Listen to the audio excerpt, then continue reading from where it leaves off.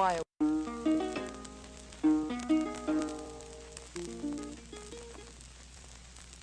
why are we all Negroes? Why are we deaf, dumb, and blind? That's a good question.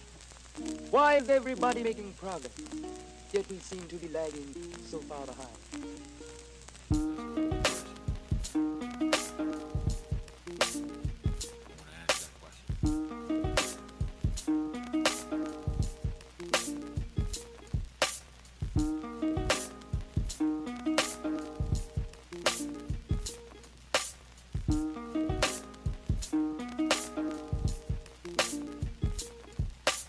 Listen up, brethren, it ain't hard to tell. A black man's heaven can be a black man's hell. The fruit of Islam probably knew this so well. They Clarence Gill say you got bean pies to sell. If they give you those papers, you better sell them fast. And if you don't sell them, they will beat your ass. They got killers on the staff. I ain't trying to insult. I'm just trying to expose the wicked ways of a cult. There was a man named Malcolm who led a revolt. Well dressed, well read, and he walked what he talked. He brought the nation thousands. They started off with 400, but the rumor was that now Malcolm wanted to run it. That wasn't the truth, but we'll get to that later. Let's talk about the messenger, the student of the savior. It was Malcolm X who made the nation greater. Malcolm loved Elijah. Elijah loved his paper. Standing on principles wasn't Elijah's nature. There was powerful men who Elijah owed favors. On top of that, Malcolm X had a lot of haters. A lot of haters. A lot of haters. Joseph from Detroit. Lewis up in Boston. The royal fam who was in the shining and flossing. John Ali and several other niggas. And don't forget the boys from Newark, the ones behind the triggers. I almost forgot to mention James Shabazz. When karma got to him, they beheaded his ass. I ain't the one trying to laugh at the way the brother died. It reminds me of January 1965 when Louis X wrote that Malcolm shouldn't be alive and that the die is set and Malcolm must die. When Malcolm not around, he was feeling emboldened. They printed a picture that had Malcolm's head rolling. Norman Butler saw the paper, even heard him quote it. The sad part about it is the nigga even sold it. Malcolm had his own style, Farrakhan stole it. He wanted Malcolm out so that he could be promoted. Leadership made the hit so they could live large. Can't keep stealing money if Malcolm is in charge. Malcolm was an honest man in a room full of crooks. And with the heat from the government, Elijah was shook. His tax-free status was a real good look. But with this heat coming down, they might audit the books. I'm sure that the pimping and the scheming was logged. Ironic how these Muslims lived high off the hog. Didn't eat pork, but they acted like swine. Elijah knew damn well he wasn't divine. He concocted a religion that was graphic designed to capture the minds of the young, dumb, deaf, and blind. It was a good teaching, but he ain't put it in practice. Moved himself forward and moved all of us backwards. And with this, I submit that it ain't hard to tell that a black man's heaven can be a black man's hell. At around this very hour, Malcolm X was assassinated in the Audubon Ballroom as he was addressing between 400 and 500 of his followers.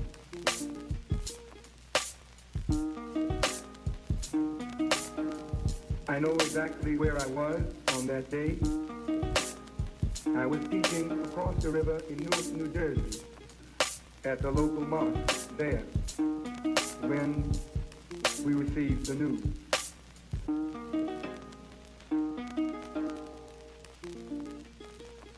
Was Malcolm your traitor or was he ours? And if we dealt with him like a nation deals with a traitor, what the hell business is it of yours? Brothers and sisters, you're tuned into another episode of the Gospel of Malcolm X podcast. I am your host, Brother Eric. As always, it is my pleasure to be back and with you in the studio again.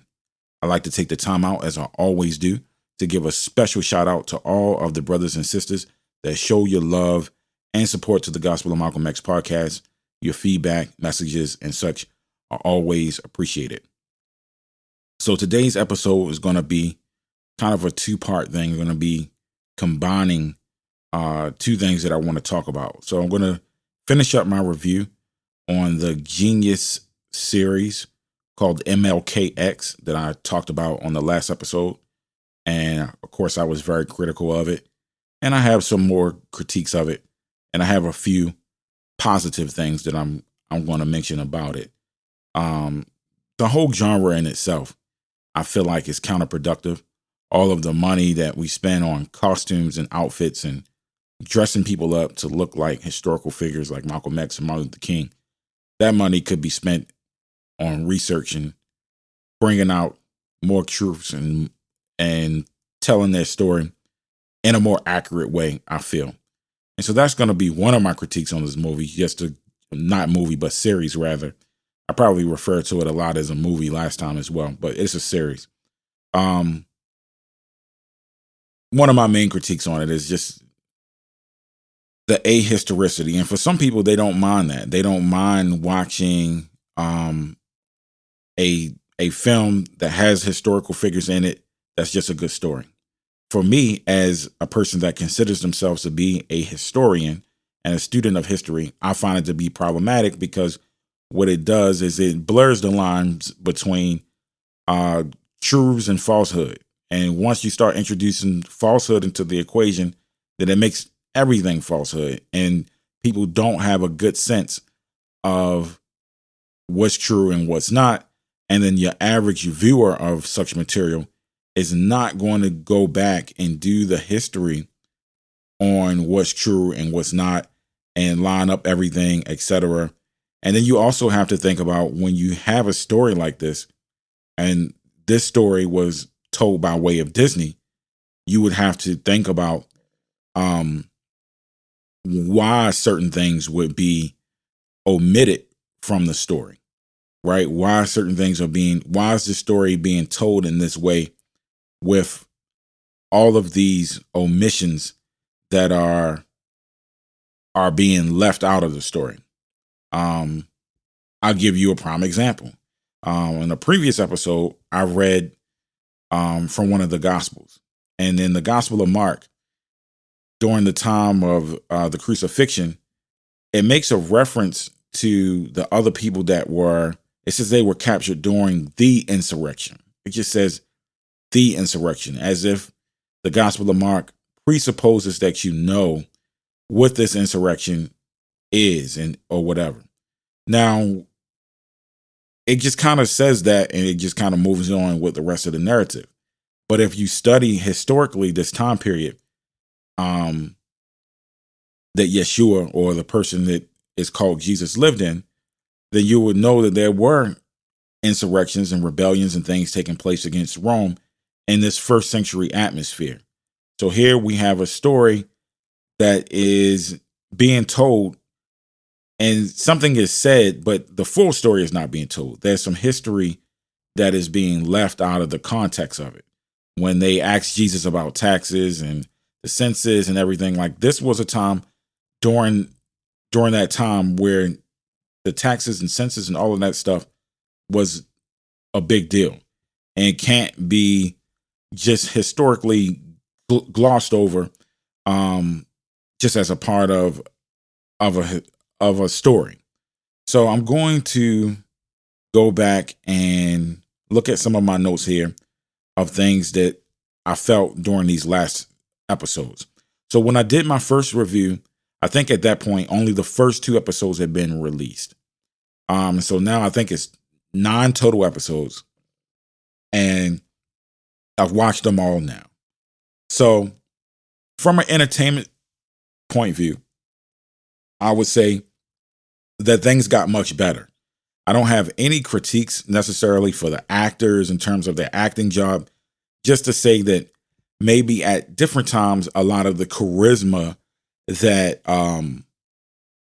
a Martin and a Malcolm had maybe have not been communicated, but that's charisma. I'm talking about, these are people that when they step in a room, you can feel their presence in the room, and you can't necessarily act that out. You know what I mean? Like, these are men of great stature. Just their mere presence just kind of emitted just a certain vibrational frequency to it. And that can't be carried over. But that's something that I felt like was missing. So you kind of getting watered down versions of Malcolm X and Martin Luther King. And I could tell that the actors were trying to communicate some of that charisma different times when acting out the speeches. Like say for instance, the Ballad or the Bullet speech. I could see that the actor that played Malcolm X was really trying to carry that over. When Martin Luther King gave the speech, the Martin Luther King character gave the speech at the end, the speech where Martin Luther King says, "I might not get there with you, but I just want to do God's will. I've been to the mountaintop." He totally, and I'm not saying that he's a bad actor. I don't want to critique his art in that way. I actually think it was an entertaining film. So I'm not necessarily critiquing that art that way, but this is just something that happens in the genre. And then also the words were changed from the speech. I don't know if he just couldn't say mountaintop or whatever. Like, it just did not carry the energy of a Martin Luther King speech. I mean, and it was just completely watered down. When you go and watch that actual Martin Luther King speech and you see that the energy that this man was pulling down was literally shaking his whole body to the point that he had to be set down. And I kind of have experienced that. I know what it feels like when you have that kind of electrifying, you speaking and you have that kind of electricity that Martin Luther King was communicating, and he was communicating it well. And I felt like that just didn't get carried over. Not too much of a heavy critique for the actors. I felt like the actors were solid. Even if they didn't exactly look like the people who they were playing, I really felt I didn't necessarily have a problem with the acting in the movie from a historical point of view. And let me say something that might get me in a little trouble with the missus too. I kind of grew a little fondness for the lady that played Coretta. She was playing that role. She was showing that feminine energy. She's a little thicker than the actual Coretta, but that's a good thing to Brother Eric. But that's a side note. I might get a lecture about this later from the missus, but it's all good. So let me look at my notes here. So from an acting standpoint, I would say yes, much better. They depicted Malcolm and Betty meeting, very romantic introductions. They had the Hinton Johnson scene depicted that you guys have seen in the Malcolm X movie. They basically just kind of did the same scene where Malcolm raises his hand and everybody disperses, and it was cool. They showed some strife between Coretta Scott King and Dr. King's father, and they basically kind of had his dad playing almost like an adversarial type role. Yeah, they had his dad in like an adversarial type role in a way. Not completely. I mean, there was still cordiality and respect there, but they definitely showed his dad in an adversarial type role. The Baynard Rustin character was very interesting because then they introduced some themes in there. Like they talked about an allegation that was supposed to have come from Adam Clayton Powell about an affair between Baynard Rustin and Martin Luther King, which is just a weird thing to introduce into a story. I checked with one of my OGs about this, and he said that historically, and I didn't research. Oh, let me also get into I'm going to finish this point, and then I want to get into the butterfly thing from the last episode as well, because I want to correct something on that.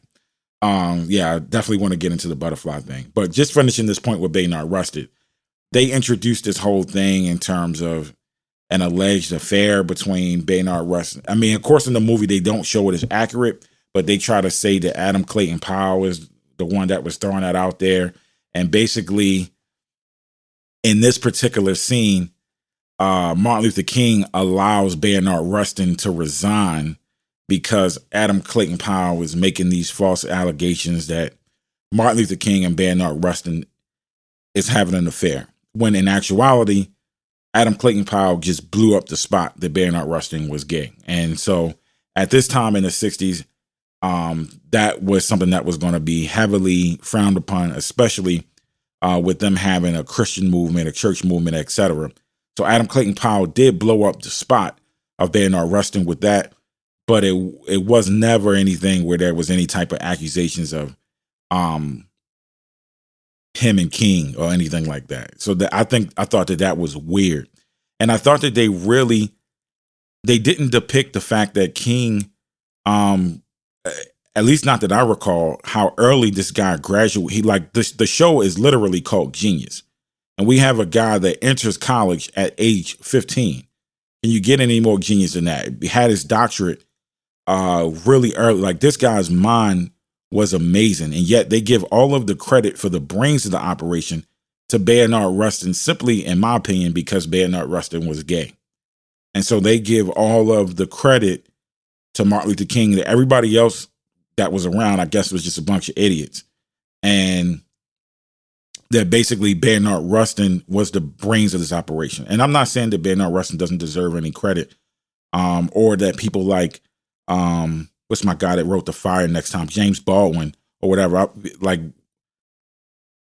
I'm not pro that lifestyle choice, but I'm also not going to discredit people that have done amazing things and that are good people despite lifestyle choices. And I think Baldwin made incredible contributions as well. Malcolm had tremendous respect for Baldwin, and Baldwin actually also had tremendous respect for Malcolm X. I remember a quote from Baldwin when he said something changed in the universe when they killed Malcolm X. And I thought that was profound, and I agree with him. So back to the butterfly thing, which is just a weird thing that they kept this narrative at the beginning of the movie and they kept it at the end with this whole love for butterflies. I was able to find a New York Times article that mentioned something about his daughter referencing something about a butterfly collection. So it perhaps has some historical place. I wasn't able to find a whole lot about it. She was the only person that referenced it. I wasn't able to find any references anywhere else on it. But I thought it was just kind of a weird thing to zoom in on. And also, I hadn't seen it referenced in any other movies, but he did reference the butterfly at the end, not like a whole collection, but he referenced how a butterfly starts off as a caterpillar and et cetera, at the end. Which was, I don't know. Some of the depictions there as well with like the assassination scenes and stuff like that. Some of that seemed to be a little cheaply done for this to be a Disney production. I feel like with all of this money being spent on producing something like this, they'd have been better off, to me, just making a really good documentary like the Who Killed Malcolm X documentary. As much as I was critical of it, I would still tell people to go and watch it. I may not have felt like that at the time that I first reviewed it, but looking at it now from historically and what it did and how it had people thinking, I would say that there is definitely an angle there with the documentary in terms of them letting Thomas and Butler off the hook that I still can't get along with. But being that the years have passed, I really do. I have more of an appreciation for that documentary than I first did, and I plan to watch it again. I may watch the whole thing again on Sunday, and do a updated review in terms of my perspective on it. Because I feel like it's maybe something that need to be watched every February. We might need to be watching the Who Killed Malcolm X documentary. So they talked about Bernard Rustin. Like I said, they overdid that. There's a huge watering down of all of the messages. The way that this stuff is spoken in the theaters is just not as radical, not as deep as either King or Malcolm was. They go out of their way to make King and Malcolm seem chauvinist at times. Like there's a time where they have like King.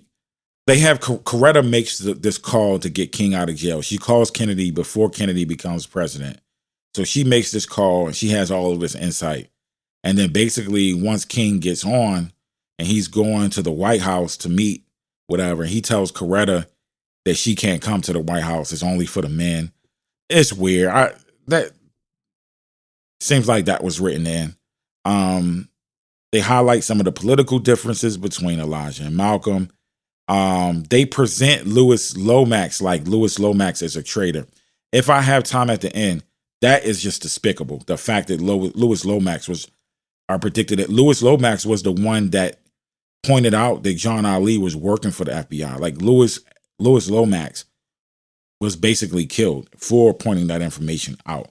Like Louis Lomax is a hero. So I don't know who they consulted to and why they would predict him in there. Like he was some kind of traitor and that he was the one that caused all of this strife with this documentary. But that was also problematic. So I talked about the chauvinism. They had this guy in there, the fictional characters. This kind of reminds me a little bit of the first Malcolm X movie with the fictional characters. And so one of the fictional characters in the Spike Lee movie Malcolm X was a guy named Baines, and Baines was about 4 or 5 different characters. He was John Ali. He was Farrakhan at times. He was so many different. He was ideas at different times, but there's no historical person named Baines. And so it always troubles me sometimes when people ask me, oh, who is this Baines guy? When they watch the movie, there is no Baines. And so similar in this not documentary, but in this series, they have a character named Clyde. And Clyde is also historical. I can see at times him playing the role of a Farrakhan, a John Ali, I forget the name of the brother, but he was Elijah's son-in-law, Captain Sharif. All of these type of characters are kind of rolled up in one. And so this person, Clyde, brother Clyde, plays this very instigatory role. And he's the one that's keeping the strife going between Malcolm and Elijah. And he's very jealous of Malcolm. And this Nation of Islam in this movie seems just very small as well. It just seems like such a small organization. It doesn't show all the businesses and all of the temples and all of the, like, you would think that this was like a small church or something. So I don't even think that the size of the organization was shown.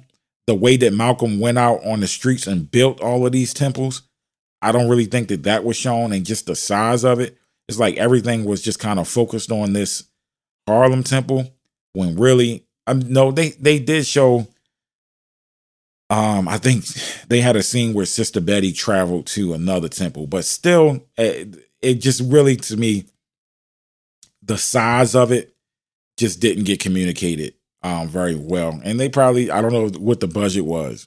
But see, if you didn't spend time focusing on budgets to remake stuff like that, then you could just show actual footage of the size of it so you can see like the Savior's Day rallies, etc. So another thing that I talked about from the recent episodes, they had Malcolm getting suspended for confronting Elijah about the babies. So basically Malcolm makes in this movie, it's like Malcolm makes his comments about Kennedy, which I don't think that they completely, I don't know. I thought that maybe could have been communicated a little better as well, into the context of what was going on internationally. It did reference it. It did reference Patrice Lumumba and stuff like that, which is more than some other pieces have done. But I would like to see that comment, since it was deemed as so controversial and it led to all of this conflict, when really it was just a pretext, that the writing was already on the wall for Malcolm anyway, in terms of his getting kicked out of the nation. This was just used as a pretext.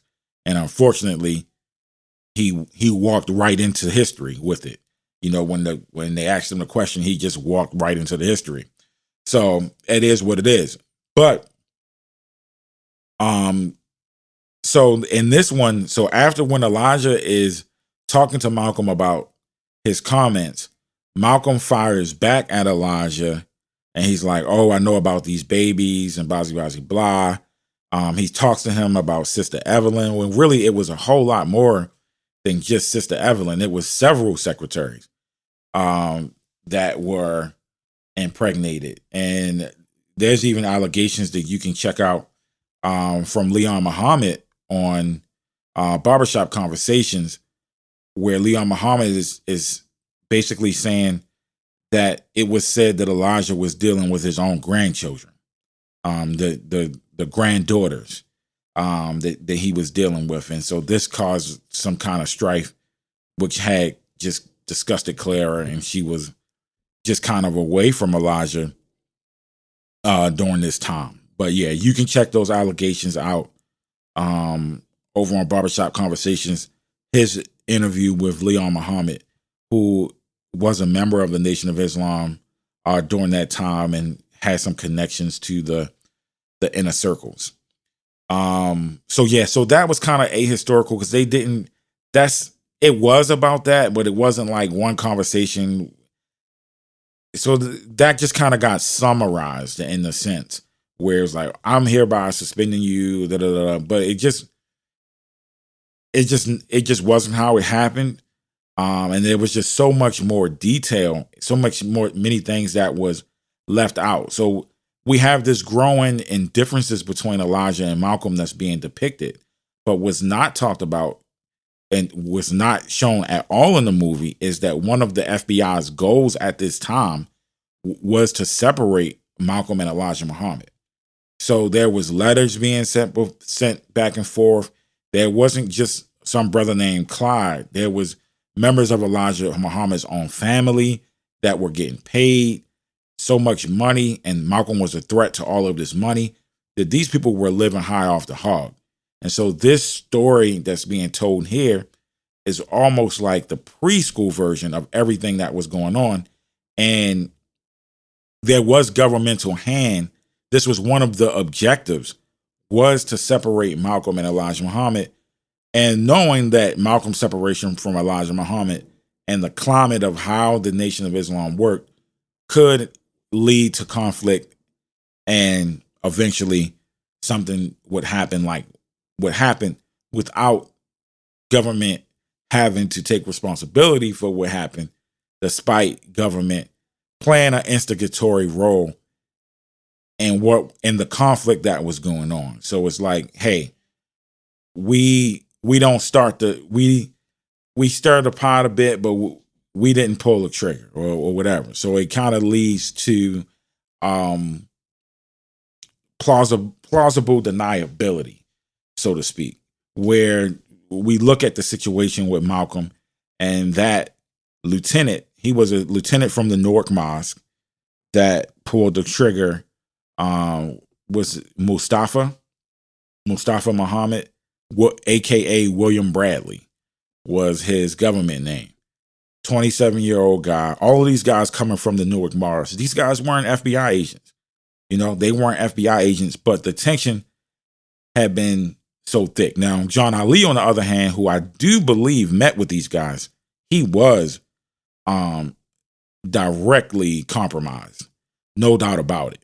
So, I mean, in that sense, yes. But these guys were being used as a part of this religious cult, and all of that information is being left out of what was happening. The level of surveillance on Malcolm, on the temple, on Elijah Muhammad himself. There's thousands of pages of there's more FBI pages on Elijah Muhammad than I think on Martin Luther King or Malcolm X. He was being thoroughly surveilled because of his potential. However, I feel like, and this is going to lead into a whole other topic, but I feel like his involvement with Freemasonry, his love for money and all of that, for whatever reason, the government couldn't see that would not allow him to fully be a threat. So I won't go too far down that rabbit hole, but I do feel like Elijah's he was a Freemason, and there's checks and balances. He was one of them, and he began wearing that hat with that upside down pentagram on it. If you notice back in the day, the hats that Elijah had the pentagram that were upright, had the upright star. With the pentagram, we know that it has 5. The word penta means 5. And so the two, it's a representation of man. So when you have the 1 point at the top, that represents the spirit. And then of course, the legs and the arms down at the bottom, it's a representation of man. But when you invert the pentagram, then you have 1 point down at the bottom and there's 2 points up at the top. So it's almost as if man is on his head, right? So that means that now spirit is down at the bottom and the material world is ruling. And so basically that's really what it was for Elijah, is that he chose material over spirituality, over doing what was right, over what was ever. I mean, I never say that Elijah Muhammad was a bum and he didn't have potential or whatever. If you listen to the lyrics of my Happy Savior's Day song, I say that Elijah, he could have changed the world if he only was honest. He loved the money and the clout and his holy persona. So he enjoyed being the guy. He's the messenger of Allah. He's the closest thing to God walking earth. Can you get in? That's better than being a rapper. That's better than being a basketball player. These people think that this man is basically God on earth. He's being worshiped at that level. So for him, this is, you can't beat it. You know what I mean? Like this is a dream come true. This is a guy with a 4th grade education from Sandersville, Georgia, that's now taking trips on private planes. And we got this guy who I taught, he's talking about the revolution. I gave him a house. Elijah gave Malcolm a house. Malcolm didn't even have the common sense to put it in his name. He left it in the name of the nation because he thought that, look, this should be a sharing thing. We can all put share all things in common. Going back to the scriptures once again, we go back to the book of Acts where it talks about the early disciples of Yeshua, how they shared all things in common. This is something that Malcolm had in mind, being a true messianic figure, not a false prophet, like I will allege that Elijah Muhammad is. Malcolm, being a true messianic figure, felt like, hey, I'll leave everything in the name of the nation. We building a nation. It's not going to be my personal property. It's for all of us. Whereas Elijah Muhammad, he put all that in his name, all the cars, all the whatever. And then when he died, because he had so many children out of wedlock and etc., it all ended up going back to the state because they were fighting over who got what and whatever. And that's kind of the sad thing about the lifestyle that he was living in. And he never called those other women wives. And it got played out like that. And unfortunately, or however you see it, a similar thing is going to happen with Farrakhan when it's his time to become an ancestor, because he too has several different children that are not with the woman he calls wife. And a lot of people don't know this. I discussed it in other podcast episodes. And I even played a clip of him talking about it kind of in code the last time he did a Savior's Day speech. But that's neither here nor there. So another thing that is depicted is Malcolm's house was getting constant calls and death threats. They were showing Martin Luther King getting the constant. They started picking it up. When I wrote this note, they wasn't showing it as much, but they did start showing that Malcolm's house was getting constant calls and death threats. They were showing Martin Luther King as working the long hours and that being the thing. Really, that was Malcolm X that was working the long hours, and Betty was tripping. She wanted her man to be at home more, which is understandable. She had a lot of kids, and she wanted the comfort of her husband. They did show Malcolm getting hang-up calls, and I think that this just goes back to speak to, they should have been showing the people that was on the other end of the phone making those calls, because the Nation of Islam was at this particular time acting like a terrorist group. They were acting like a terrorist group. They were absolutely terrorizing Malcolm's family with these phone calls, trying to stab him outside his house. And at the orders of Elijah Muhammad Jr., when Elijah Muhammad came to New York to give a speech. So they had like a fruit meeting, a meeting with the Fruit of Islam. This is talked about in the Who Killed Malcolm X documentary. And one of the guys that went to jail for, he got out eventually, for the assassination of Malcolm X, he was there. And they basically, some of the transcripts talk about how Elijah Muhammad said, go cut his tongue out, put it in an envelope, and we'll stamp it with the seal of approval and send it back to my dad. So this is the kind of, and after he said this, there was guys outside of Malcolm's house with knives trying to get him in front of his kids. Luckily, Malcolm narrowly escaped. They talked about the stuff with the car bombing and et cetera. Like they had a scene that was kind of about that, where Malcolm had to have his daughter sit on the steps and start the car away from her so that they could go and get ice cream. I liked some of the depictions of them showing Malcolm as a husband and as a father, dancing with his wife and dancing with his daughters and things like that. Those were very friendly depictions, and I had an appreciation for them. There's a book about Betty Shabazz that I think better covers it. I think it's called Living Betty X or something like that. I always highly recommend that book because it really gets into the domestic life of Malcolm X. And he really did have an appreciation for ice cream and, spending time with his daughters and things like that. So I like the fact that some of those softer sides were depicted in the movie, and he wasn't just shown as this monster that had horns coming out of his head. Still looking at my notes here, but yeah. So the Nation of Islam, I think that those calls should have been depicted. Y'all going to show the calls, show who was making the calls. If it was the FBI, then show them making the calls as well. But a lot of that was coming from the NOI at that particular time, just really being on it, really being on it with the phone calls. Another thing that got talked about was that it showed that immediately after Malcolm got suspended, that there was already talk about killing him.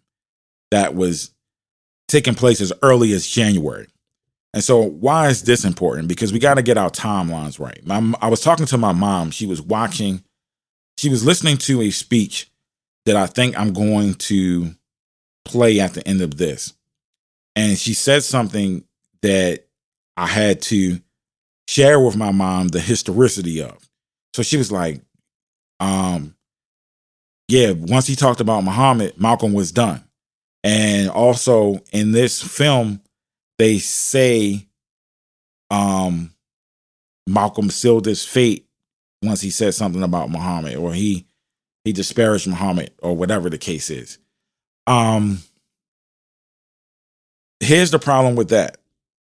Because at the time that before Malcolm had even fully left the nation, the car bombings and all of that was already in play. So this is what I'm saying. They were already trying to kill him as early as January. He didn't even fully announce he was leaving until March. So a lot of the murder stuff was already in play in terms of like, hey, brother, they talking about killing you or whatever. That was Abdullah Razak, who really needs a show of his own based off of some of the things that we've been learning about him recently, possibly being a traitor and other things. A spy, and he was accused of such. Abdullah Razak, also known as James 67X, definitely was accused of being a spy by several people that were around Malcolm. And Omar Shabazz did a very good documentary, I think, providing solid evidence that he actually was compromised, either compromised for the FBI, the NOI, or both, because both of them played the games of surveillance and spies and etc. But so yeah, the Malcolm, they were trying to kill him anyway before he said anything. He didn't say anything about the babies, I believe, until May or June. So so this was months before. Only thing would have happened if Malcolm didn't expose Elijah Muhammad is that he would have died without exposing Elijah Muhammad. And I think that the fact that he did expose Elijah Muhammad it got a lot of people out of that cult. So this was bigger than Malcolm. He had brought a lot of people into this cult. And thankfully, he had got a lot of people out of it as well and brought them into greater truth. So I think that I'm happy that he exposed Elijah Muhammad for the sake of history. And he exposed them with great detail, not only for the compromising situation he was in with these teenage secretaries, but also his affiliation with H.L. Hunt and how afraid Elijah Muhammad was after Kennedy's assassination. Malcolm X stated that he never seen a man more afraid than Elijah Muhammad was after Kennedy was assassinated. And that, to me, goes back to the height of Elijah Muhammad's Masonic connections. I don't think that Malcolm fully knew how much of a aristocrat or a higher up Elijah Muhammad had become. He had basically brought himself up into another social class. He was not just a little boy from Sandersville, Georgia anymore. He really became high up in Freemasonry. Believe he studied the York Rite Freemasonry, and he ascended. He ascended into a different social class. And for him, it really wasn't about revolution. It was about religion. And because religion was profiteering, it wasn't about spirituality either. It was about religion and preaching the dogma, preaching the Yaqub theory, preaching only the parts of Islam that wouldn't be a threat to the status quo. And so when Elijah began wearing those hats with that upside down pentagram on it, I believe that he was sending a message that, hey, y'all, I'm with the status quo. I'm on the side of Satan just like y'all. To me, the battle, and I'm going to do a full episode on this if it be God's will. The battle between Malcolm X and Elijah Muhammad wasn't just between Elijah Muhammad and Malcolm X. This was a battle between light and dark, the forces of light and the forces of evil. And Elijah Muhammad was certainly on the side of the forces of evil. This is why he did the job of evil. A lot of people were killed behind just leaving the nation and beat up. Just behind leaving the nation up in Boston, people were getting killed just for leaving because Malcolm X, by speaking his truth, had taken a lot of people began to lose numbers. So I really believe in Elijah's elite affiliation that he was on the side of the devil, like he was on the side of darkness. That's my personal belief, and I believe that Malcolm X was on the side of righteousness. And we see how that ended with Malcolm X dying a messianic death, unfortunately in front of his family, but Yeshua also killed and martyred in front of his family. And sometimes that's how it goes. Elijah Muhammad got to die peacefully of natural causes, etc. And the cult legacy got to live on and be passed down to his son, and then eventually even taken to another level by none other than the con man that was there during the whole time, Louis X, aka Louis Farrakhan. But this is a part of it, This is a part of it. Let's see. So there's a weird fictional scene at the end that shows Malcolm talking to his mother. I do believe at the end of his life, he did talk to his sister and say that they need to get their mother out of Kalamazoo, but definitely not her being like right there at the table and saying a prayer with him. It's a beautiful scene, but it's certainly a fictional scene. And it just was ahistorical.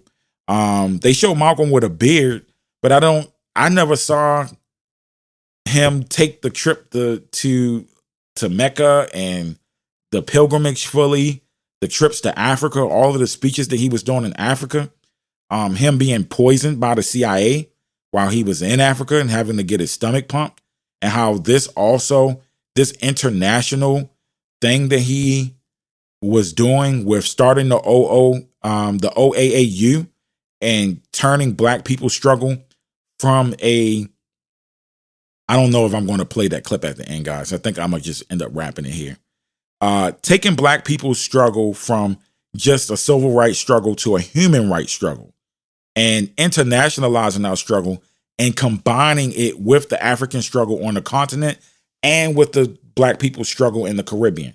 And what they didn't want, and I believe this is in a document somewhere, what they didn't want is black people getting reconnected with that root that's called Africa. And even those Caribbean brothers and sisters, our brothers down there, getting all of us reconnected again. So he was internationalizing our struggle, and he was also making the move that would be embarrassing to any oppressive government by showing that, hey, we have a human rights struggle right here in America, especially if that government is projecting itself as basically the leader of the free world, so to speak. Malcolm was planning to drag them into the court of the United Nations and embarrass them. And this was very problematic and certainly expedited his assassination. The Nation of Islam just basically were like contract killers, so to speak. But his true political passion and what he was doing would be more of the cause, and basically the Nation of Islam stuff, they were just used as an effect. Some niggas hired out by the government to do this little beef that they had going on. When really, if anybody in the Nation of Islam had any common sense, they could see that what Malcolm was doing was so much bigger than this little beef that was brewing between Malcolm and Elijah. Now, do I feel like Malcolm was on the right side of the beef and exposing everything? Absolutely, because once again, they are on the side of evil. They are working with the powers of evil to maintain the status quo by, number one, teaching a false religion. I'm not saying that there's no truth in it, but the overall concept of it is definitely based in falsehood. And so they're certainly working on the side of evil, not just with their religious belief. Everybody has the right to, in my opinion, believe whatever you want to believe, but the actions say otherwise in terms of them being righteous, because it's one thing to say you're righteous, but going back to the words of the one that was called Jesus, we judge a tree by the fruits it bears. And so when you're involved not only in Malcolm's assassination, but attempted assassinations on Khalid Muhammad, and members are getting beat up and killed just for leaving, etc., that's some horrible fruit. Not only that, no pun intended, not only that, but also all of the children that were born they didn't get to grow up with their father, Elijah Muhammad. All of the children that were, quote unquote, born out of wedlock, because of all of this was going on. Elijah Muhammad wasn't the only one sleeping around, having babies out of whatever. The whole thing is like, hey, you stay married, don't mess up your family, and you don't be messy. But basically, they were able to all do what they want. So there's some things here that I didn't put in my notes that I do want to touch on while I'm thinking about it, and then I'll decide whether I'm going to play that last clip. So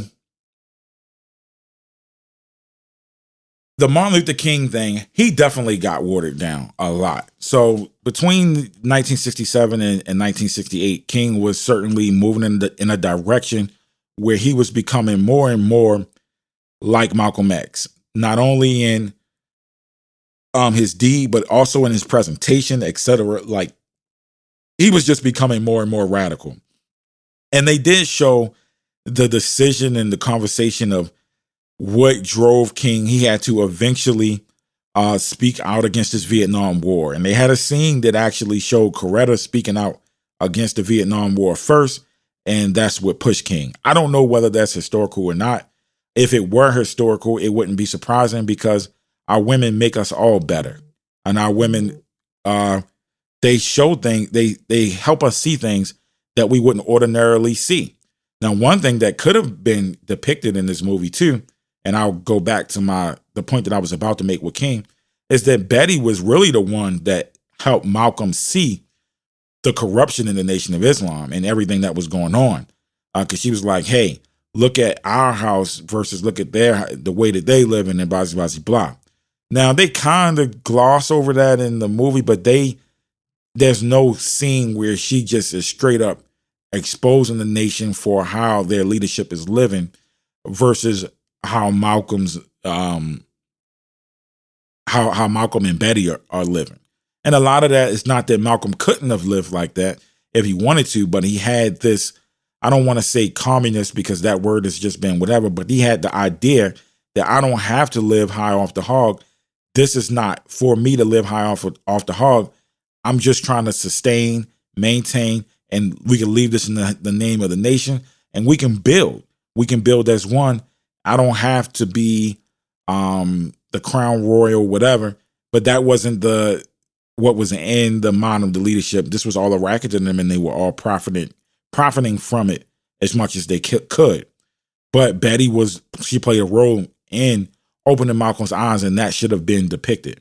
But going back to Coretta, I don't know if that was historical or not, but eventually Martin Luther King got around to speaking out against the Vietnam War.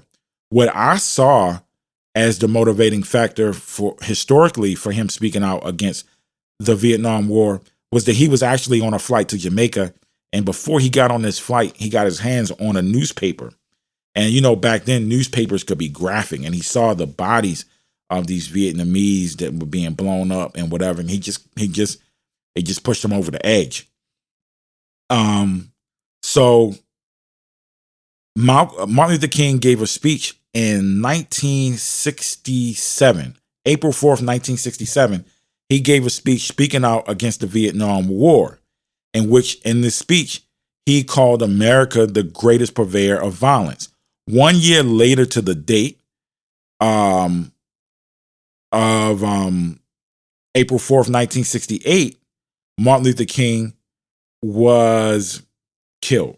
So 1 year to the date of him speaking out against the Vietnam War and giving that speech on April 4th, 1967, he was killed. Now that speech should have been, they showed it in the movie, but I don't know. It just didn't carry the charisma of a King speech. And there was a lot of key things that was left out with him talking about boycotting Wonder Bread and Coca-Cola. I mean, like the amount of radicalness in it was just over the top. I mean, this thing was so watered down that it is absolutely ridiculous. It was so watered down.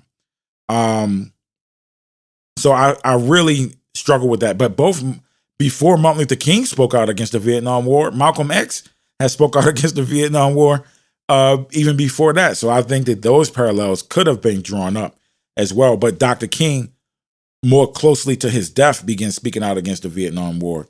And they showed him going to Memphis to work with the sanitation, to stand with the sanitation workers down there.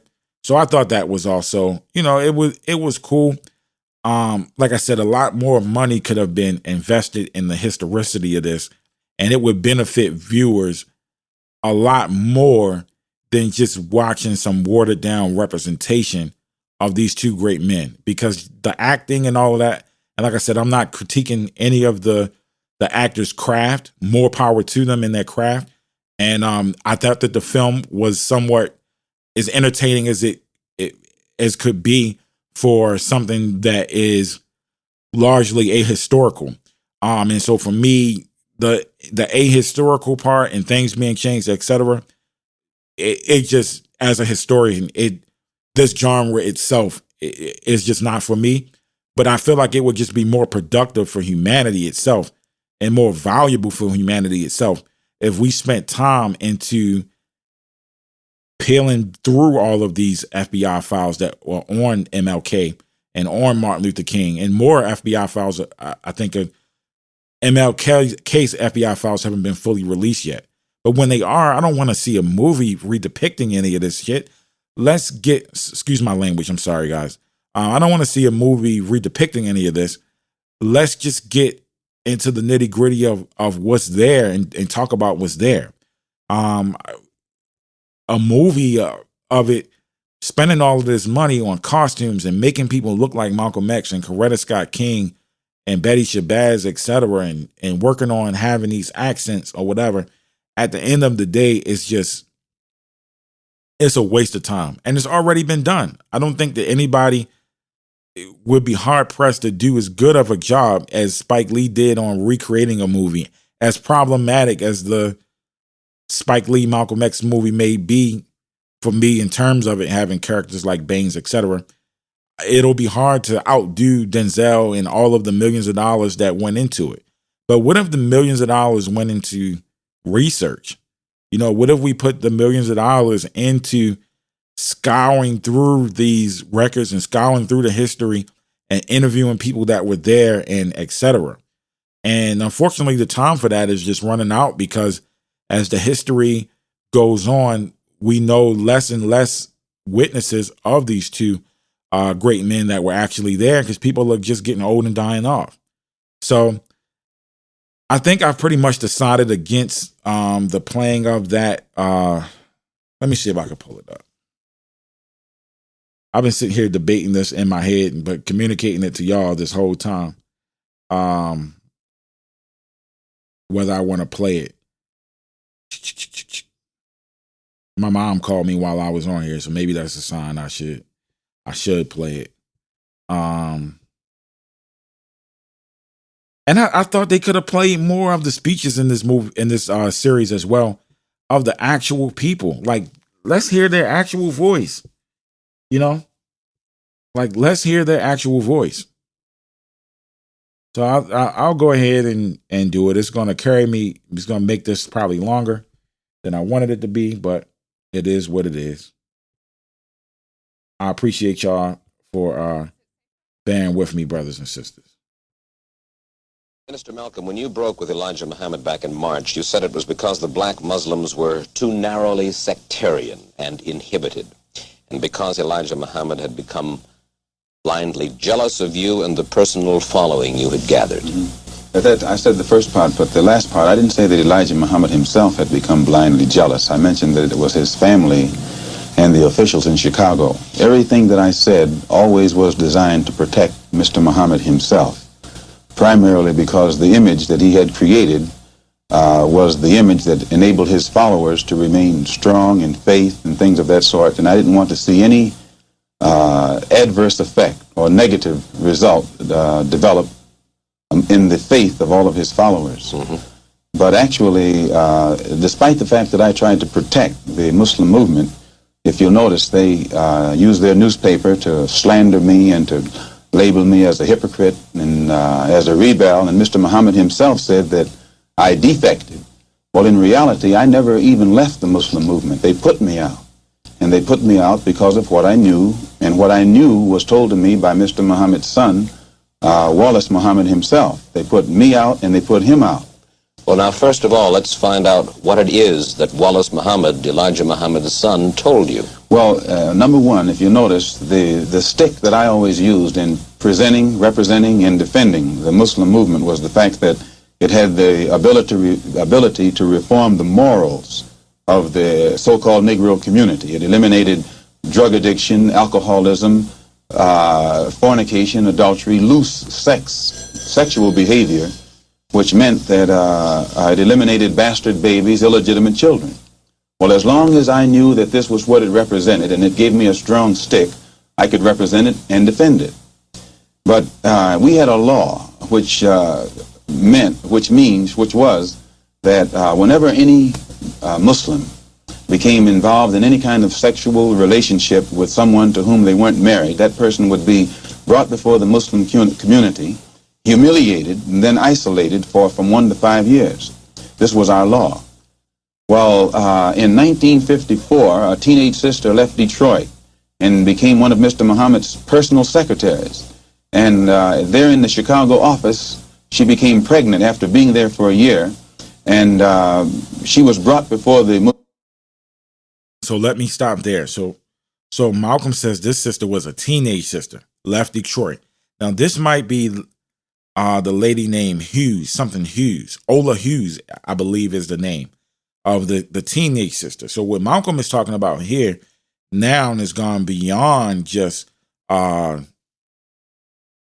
fornication. We talking about statutory or petty. You know, we getting in that room. Muslim community and humiliated and isolated And a year later, another secretary, this time one from Lansing, Michigan, came to Chicago. She also became pregnant.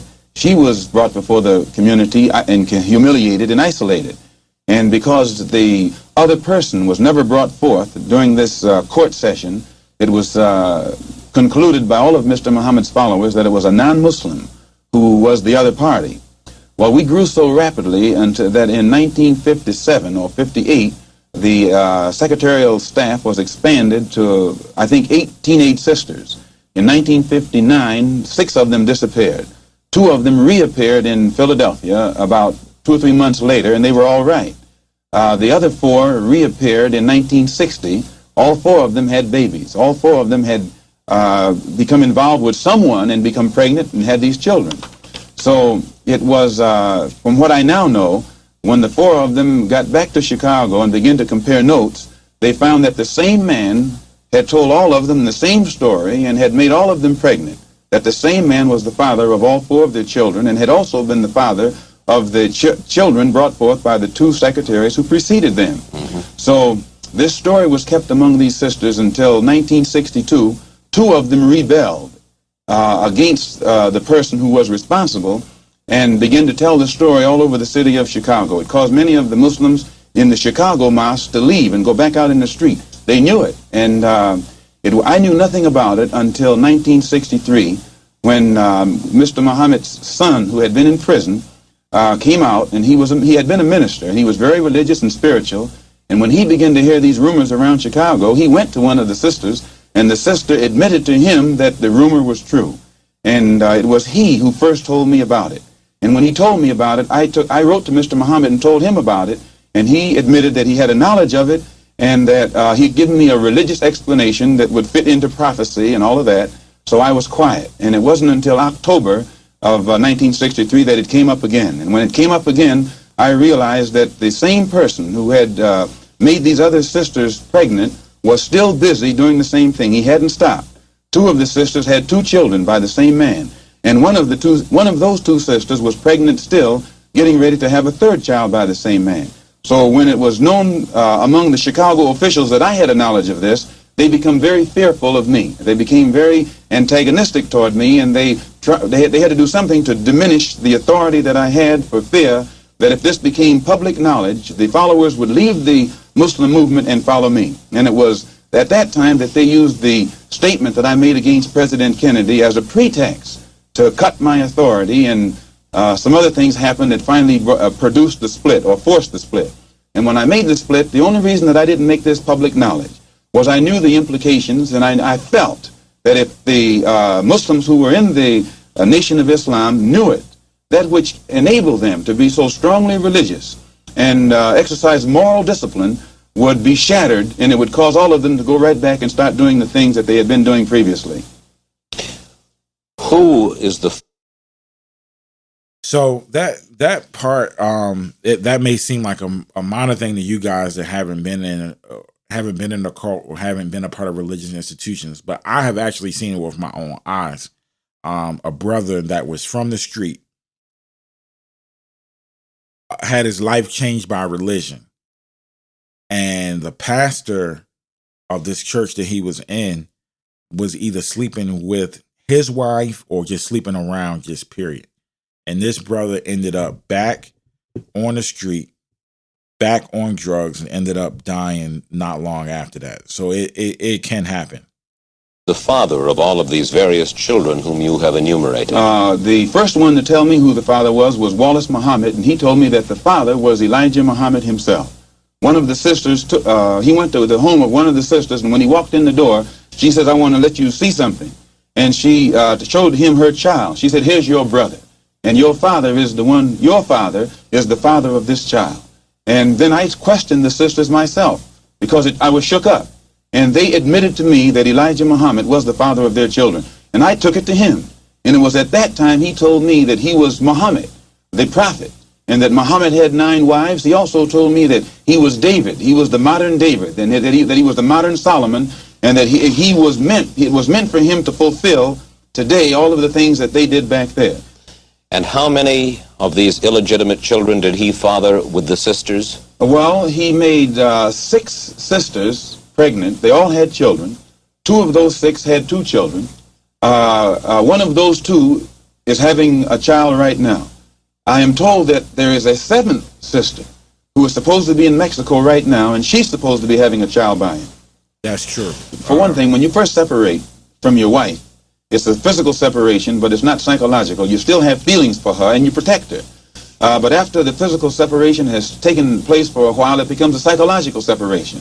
It was the same way with me and the Muslim movement. When I first separated, it was a physical separation, but my feeling was still there. And it was only after my trip into the Muslim world and my pilgrimage to Mecca that I really was able to exercise the objective approach to it that enabled me to see that something had to be done to bring this to light. Otherwise, a whole lot of innocent people would be killed needlessly.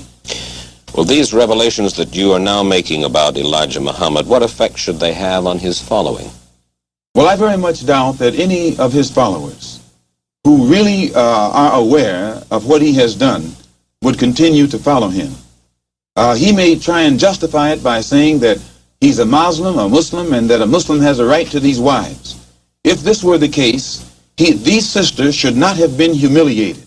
These sisters have been looked upon for the past 5 years, or 6 years, or 7 years as being guilty of having committed fornication.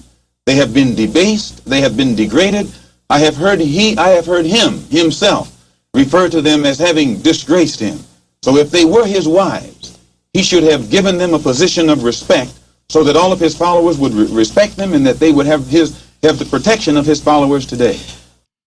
That is such an excellent point. And this goes back to why I always have to, because a lot of these people that I talk to in the Nation of Islam, and they always calling me an Asian. I must be the biggest Asian ever, because anytime I confront them with this evidence or even ask them what happened to the money from the Million Man March. It's been 2 Million Man Marches now. But what happened to the money from it or whatever, I get called all these kind of Asians. But if these women were wives, and Malcolm already jumped on this type of justification. He already knew what the bull crap was going to be. He said that if they were wives, then they should have been given this type of, and he never called them wives. Even after the fact, even after this, Elijah Muhammad never referred to these women as wives. That lie was something that was created in the cult of Farrakhan when he rebooted the Nation of Islam after he left Wallace's movement, and he rebooted it. He kicked off that lie about these women being wives. But Elijah never called them wives. And even Fat Joseph said that those women weren't wives. Even John Ali say that those women were never wives. So, I mean, as much as they are problematic and disgusting to me, I'll say that in that regard, they at least spoke some truth. Well, do you feel that you then, perhaps, now should take over the leadership of the black Muslims? No, I have no desire to take over the leadership of the black Muslims, and I have never had that desire.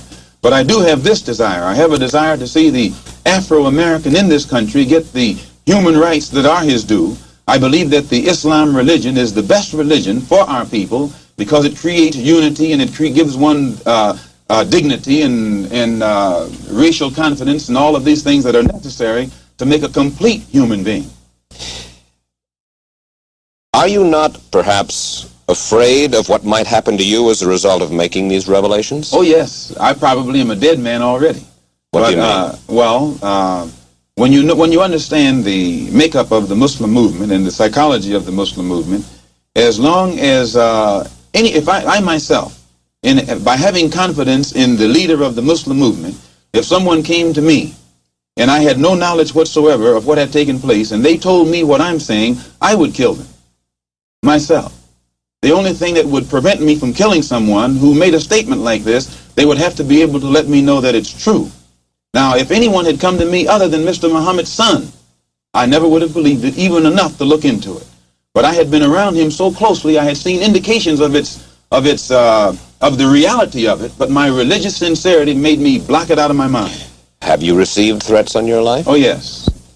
I first received threats on my life in December. In December. No, not in December, in January. So this once again. So in January, he was still a member of the Nation of Islam, still on suspension. That would have been the extension of his suspension. But nothing. He would have said nothing about Elijah. Remember, he was already silenced. He was already silenced at that point. But he was still a member of the Nation of Islam. And so he wasn't saying anything. He was just serving out his suspension or whatever. Why would they be threatening to kill this man in January? So all of you people out there that say, hey, if Malcolm wouldn't have said anything about Elijah, guys, before Malcolm said anything, when he was still under Elijah Muhammad's gag order of not speaking for 90 days, they were already trying to kill him. Elijah Muhammad, guys, is on the side of evil, unrighteousness. The play was already in effect to take this righteous man out. And it may have been, this is pure speculation. This is ahistorical, but speculation on my part. And if the history proves it, then whatever. But it may have been like, hey, Elijah and family, y'all, they did have a tax issue that was coming up in terms of their tax status or whatever the case is. But when you're a religious organization, you don't have to pay taxes. But Malcolm moving in this political way could be problematic. So some of them did have tax issues. So it could be like, hey, y'all get rid of Malcolm X and we'll leave y'all alone. You know what I mean? Like, we all Masons here. We all whatever. We all get rid of Malcolm X and this radical stuff he's got going, talking about Black people's human rights and people sharing and blah, blah, blah, blah. Get rid of this brother and whatever. Now, that's ahistorical, I will say. I don't know for sure. But the way that it was carried out, to me, and the nation's fervor for getting rid of this man, even before he had left or said anything about anything, was either a contract or simply because he knew all of the stuff that it seemed like Malcolm might have known even more problematic stuff than, maybe even more details than was said here. Now, most of the time, people are just like, yeah, he was sleeping around with these young secretaries. But mind you here, Malcolm is saying teenage secretaries. So this thing is deeper than what we generally think, because we're talking about some heavier stuff here than just somebody sleeping around on their wife. We got somebody sleeping around on their wife with underage girls. When it first became known that I had come back to New York and told the captain of the fruit in New York, who was my right-hand man formerly, and also the secretary of the New York Mosque and the minister in Boston, when it became known that I had told them, then an effort was made to shut me up. One brother encouraged to go out to my house and shut me up. And fortunately, it was a brother who was well capable of doing so, but it was a brother who was highly intelligent. He was academically equipped to think for himself. And what he was told to do didn't add up. And fortunately, he was the one who put out a feeler to me to find out what was wrong. And I opened his eyes. And then he opened the eyes of the same crew whose job it is to do this kind of work. You mean he was going to kill you? Oh, yes. One of them was, an attempt was made to get one of them to wire my car with an explosive. That one is with me right now. Well, fortunately. So that is amazing to me, right? Where this just kind of shows you the power of a Malcolm X and not only the charisma, but the righteousness of this man. Like, you hire a team to kill this man, and the same members of that hit team that you hire to kill this man, they end up joining this man and becoming a part of his following. Tell me that's not messianic.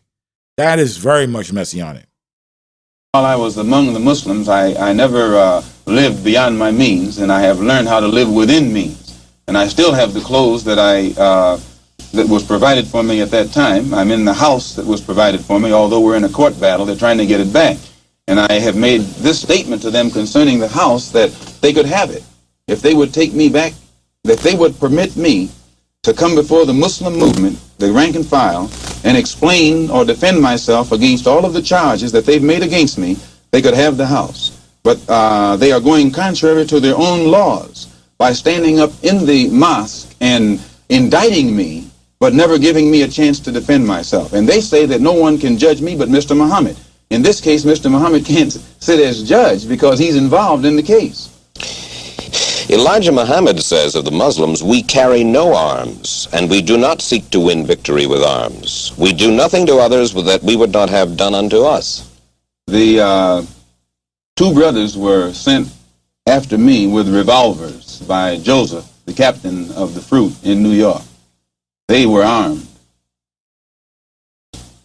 When a Muslim is attacked, and you'll find this to be the pattern, when the Muslims were attacked in Monroe, Louisiana, Elijah Muhammad gave no signal to anybody across the nation to come to the defense of their brothers. When our brothers were attacked in Los Angeles, again, Elijah Muhammad gave no signal to anybody to come to the defense of those brothers. Never have the Muslims anywhere in the country gotten any kind of instruction from the national office or headquarters on how to defend themselves when they are attacked by outsiders. The only times the Muslims have ever been given any instructions to commit violence is when that violence is directed against a fellow Muslim. His followers are violent against Negroes. Against Negroes? Yes, his followers will go out and attack another Negro like they will attack me, or they will brutalize a fellow Muslim who breaks the law. But you don't find those same followers going out and becoming involved in the Negro struggle in any way whatsoever. Now, the violence that he accuses me of is my tendency to want to participate in the struggle of the Negro at all levels. This is what he calls violence. One question before we go further with that. Has Wallace Muhammad left the black Muslims? Wallace Muhammad was put out of the Muslim movement right along with me. As far as you are concerned, you will accept the fealty, if you will, of any Negro anywhere under any conditions. Now, you notice Malcolm was willing and definitely take into account everything that Malcolm was saying, like they not willing to get violent with anybody else besides black people, etc. All of that still stands today. Everything Malcolm is speaking, all facts here. And the other thing to take into account is they didn't need to even go to the court battle for this house. They saying that Malcolm ran to the white man by Malcolm revealing all of this to Mike Wallace.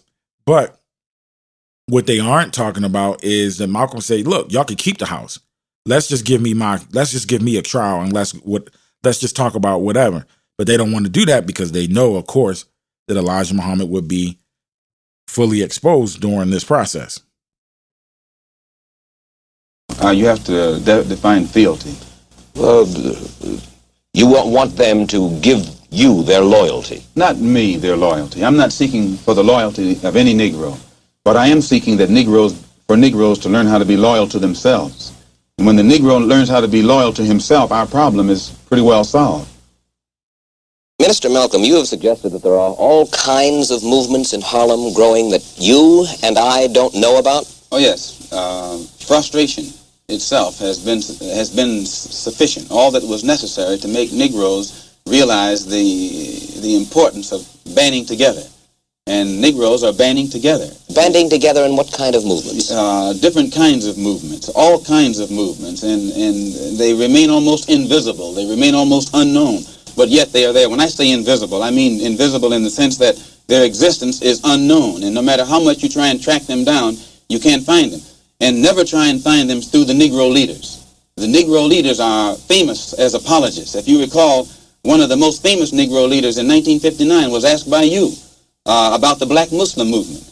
And he said he knew nothing about it. And the next moment you flashed a picture on the screen with him shaking hands with me. So if you will recall. So this is their policy. This is their attitude or their reaction. They never know what's going on in the Negro community. And what form will the activities of these various so-called invisible movements take in Harlem this summer? An example, Commissioner Murphy. Almost every statement that Commissioner Murphy makes would give you the impression that he's encouraging the police, rank and file policemen. All right, I'm going to skip through this part just to see if he touches anything else, and then we'll wrap. Instead of being so worried about what the Negro is going to do, the government should stop dragging its feet and take the initiative necessary to eliminate the injustices that frustrate Negroes and drive them into a method of defense such as this. You've said, Minister Malcolm, You have to expect the Negroes to rise up sooner or later. Oh, yes. What does that mean? Well, just the same thing that it meant in South Vietnam and these other places where you find oppressed people. Sooner or later, they rise up against the oppressor. When the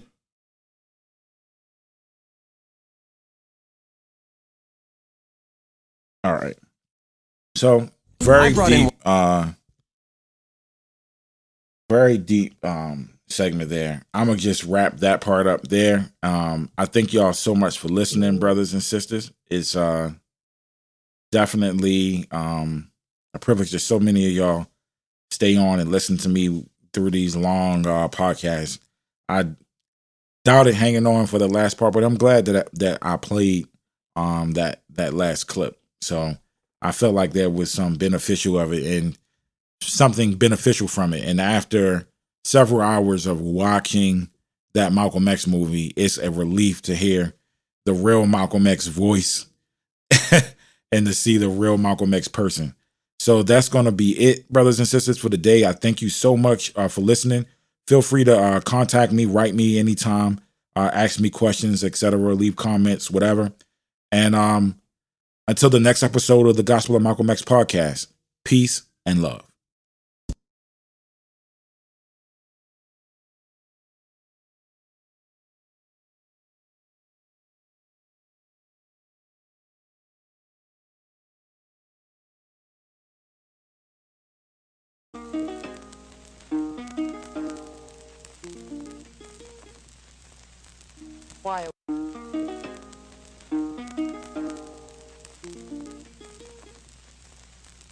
Why are we all Negroes?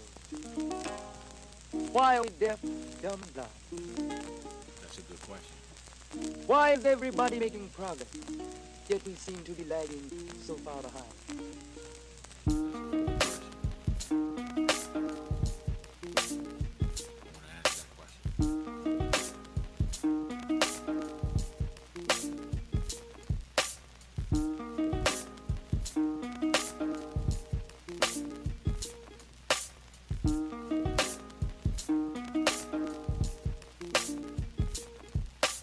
Listen up, brethren, it ain't hard to tell.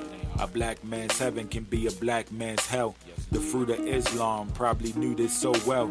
The Clarence Gill say you got bean pies to sell. If they give you those papers, you better sell them fast. And if you don't sell them, they will beat your ass. They got killers on the staff. I ain't trying to insult. I'm just trying to expose the wicked ways of a cult. There was a man named Malcolm who led a revolt. Well dressed, well read, and he walked what he talked. He brought the nation thousands. They started off with 400, but the rumor was that now Malcolm wanted to run it. That wasn't the truth, but we'll get to that later. Let's talk about the messenger, the student of the savior. It was Malcolm X who made the nation greater. Malcolm loved Elijah. Elijah loved his paper. Standing on principles wasn't Elijah's nature. There was powerful men who Elijah owed favors. On top of that, Malcolm X had a lot of haters. A lot of haters. A lot of haters. Joseph from Detroit. Lewis up in Boston. The royal fam who was in the shining and flossing. John Ali and several other niggas. And don't forget the boys from North, the ones behind the triggers. I almost forgot to mention James Shabazz. When karma got to him, they beheaded his ass. I ain't the one trying to laugh at the way the brother died. It reminds me of January 1965 when Louis X wrote that Malcolm shouldn't be alive and that the die is set and Malcolm must die. When Malcolm not around, he was feeling emboldened. They printed a picture that had Malcolm's head rolling. Norman Butler saw the paper, even heard him quote it. The sad part about it is the nigga even sold it.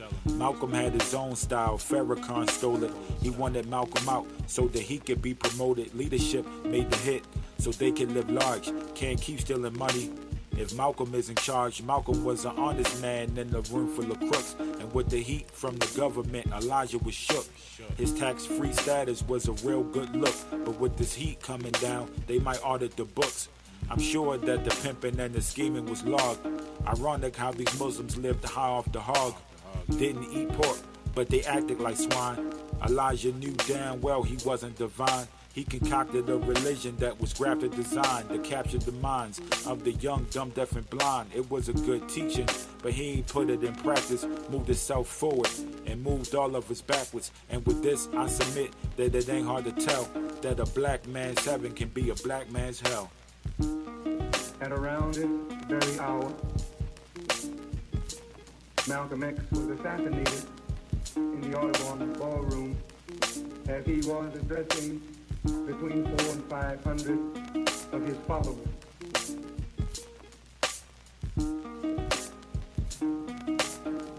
I know exactly where I was on that day. I was teaching across the river in Newark, New Jersey, at the local mosque there, when we received the news.